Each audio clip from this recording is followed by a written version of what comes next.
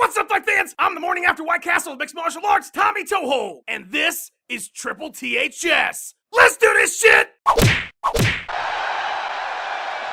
Fight fans, holy fucking shit. I never thought we would see it. I never thought it would get here. I assumed the world would end before this card, but it fucking didn't, and we get to watch the shit out of it now. How fucking psyched are you? Even with Nurmi and Jones getting dropped, this thing is fucking unreal. 2 title fights, the undercard is awesome. Fucking A, fight fans, you know you're gonna watch it. And nothing makes watching it better than Kountermove Fantasy MMA at Kountermove.com. You know why? Because the first prelim feels like a fucking title fight when $1,500 is on the line. That's right, fight fans. If you jump into my $10,000 UFC 187 Kountermove tourney, top spot is taking $1,500 and the top 59 payout. Holy shit, Tommy, you've convinced me, but I don't know how to play yet. What the fuck do I do? You sit the fuck down and you let me explain it to you. The first step is to select a game. There are free games, small games, and big games for all major MMA events. Next, you're gonna pick a team of 5 fighters. Each game is played over the course of a single fight card, and you have $25,000 for $10 to draft a team of 5 fighters. Once you pick your team, you're ready for the last step. Score points and win. Once the fights begin, you get points based on how your fighters perform. Points are awarded for strikes landed, submissions attempted, knockdowns, dominant positions, rounds won, and knockout or submission bonuses. The team with the most points at the end of the night wins the tournament. Okay, now that you know how to play, you're probably wondering who to pick. Well, how about we go over every fight on this whole motherfucking card?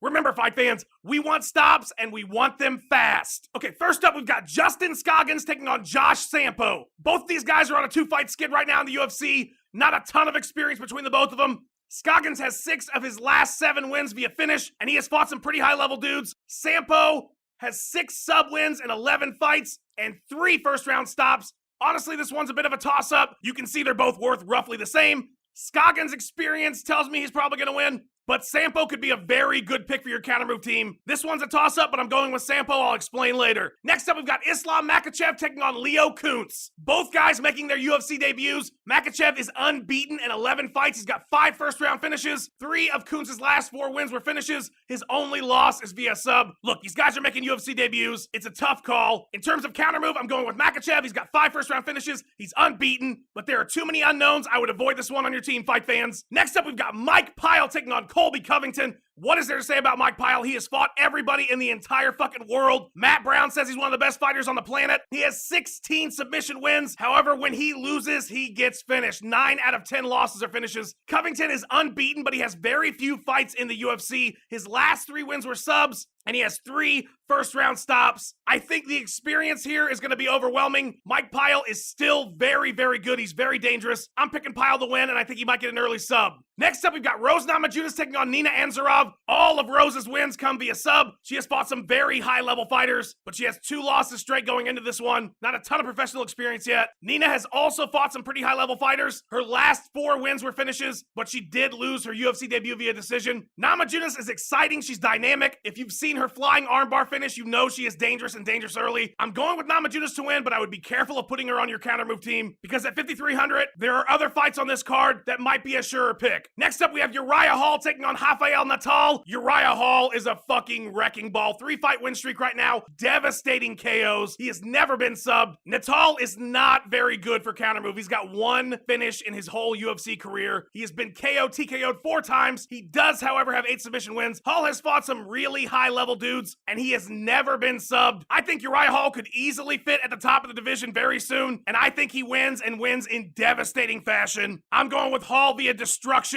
Put that dude on your team. Next up, we have Dong Hyun Kim taking on Josh Berkman. Kim's only losses come via KO, TKO. He's fought some very high-level guys, and his last 2 wins were knockouts. Berkman has a ton of experience. He's been everywhere. He's fought everyone. Most notably, sub John Fitch in the first round recently, and his last 3 wins were finishes. I do not think Berkman is going to be able to beat Kim. However, he's got a ton of experience. He is not going to be easy to put away. I'm picking Kim to win, but this one might go long. So for that reason, I'm going to say avoid this one, fight fans. Okay, next up, we've got John Dodson taking on Zach Makovsky. Dodson is a Team Jackson guy, very high level. Last 2 wins were TKO finishes. The dude has knocked out TJ Dillashaw, if that tells you anything. Makovsky has 12 decision wins. Not very Kountermove friendly. His last finish was in 2011, and that was in Bellator. However, he has not been KO'd. I think that changes on Saturday night. I'm going with Dodson. I think he puts him down, and I think he puts him down in the first. At 5,100, the price is right. right, John Dodson, put him on your team. Next up, we've got Joseph Benavidez taking on John Moraga. Benavidez is a team alpha male guy. He's got a whole bunch of stops. 2 of his last 3 were first-round finishes. Moraga has no first-round finishes since 2012. He is on a 2-fight win streak with 2 subs, and he has 8 submission wins. Benavidez is well-coached, crafty vet. I could not see him getting subbed here. I think Benavidez wins, but Moraga's a tough dude. Not sure if he gets an early stop. Definitely go with Benavidez on this one, but I would be careful in case some other fights stop a lot earlier. Okay, next up we have Travis Brown and Andrei Arlovski,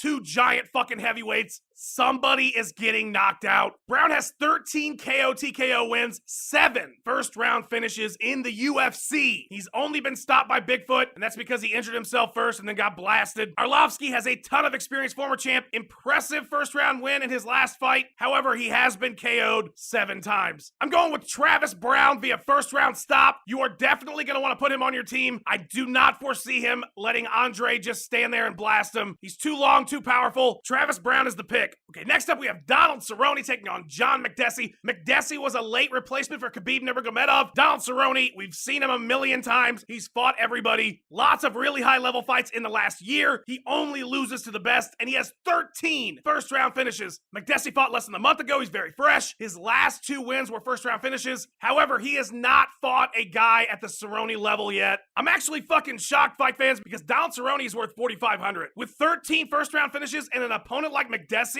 who has not fought guys like Cerrone yet. Fight fans, the price has never been more right. Cerrone is my lock of the entire game. You have to put him on your team. The value alone would have to warrant that you pick Donald Cerrone. Okay, now we're moving on to the title fights. We've got Chris Weidman taking on Vitor Belfort. We have been waiting for this fight for what feels like 10 years. Weidman, he's unbeaten. He is all around very high level. It does not matter what aspect of the game. He is good at it and really fucking good at it. He has 5 finishes in 8 UFC fights, and he will not be intimidated by Vitor. This is a guy who stood in front of Anderson Silva. He does not give a fuck. Vitor Belfort has 17 first-round KOs. This man is a fucking bulldozer. However, he has not fought since November of 2013, and this will be his first fight without TRT. There are a lot of wild cards when it comes to Vitor. He could come out guns blazing, knock Weidman out in 10 seconds, which is probably why he's worth $5,000. The problem with that is Chris Weidman is smart as fuck. He is not just gonna stand there and take a shot. I think Weidman wins, but I do not think he gets a stop early. I think he's gonna drag this thing out. It's gonna go 5 rounds. I'm picking Weidman, but at $5,500, I would not put him on your team, considering how dangerous Vitor is with his hands and feet. Finally, we've got Anthony Rumble Johnson taking on Daniel Cormier. This one is for the vacant light heavyweight title. I fucking love this fight. I can't wait to see it. Rumble is on fire since he got back to the UFC. He has not lost since 2012. 6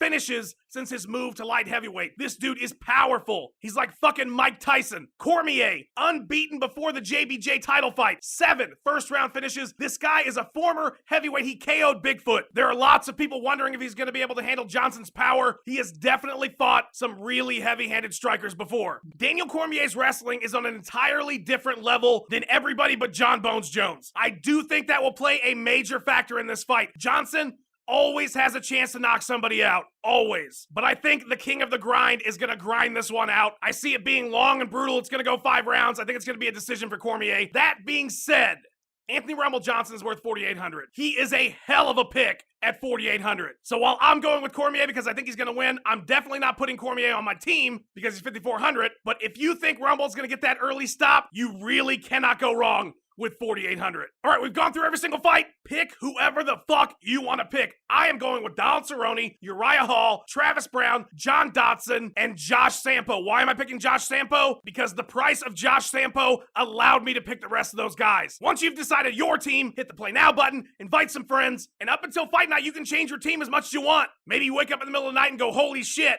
Tommy was right. Let me change that. You can. You have up until the card starts. And if you're unsure how much time you have, just head to Kountermove.com. They got this awesome ticker right there on the front page. Fight fans, this is the card of the year so far. This thing is going to be fucking awesome. It is going to take the bad taste of Mayweather-Pacquiao out of your mouth. Kountermove Fantasy MMA is the fucking shit. I can't tell you guys enough. Sign up now. Invite all your friends. I promise you cannot have more fun on a Saturday night without going to jail. For everybody at Kountermove.com, I'm Tommy Toehold. I will see you on the leaderboards, and you better watch your back because my profile picture can beat up your profile picture.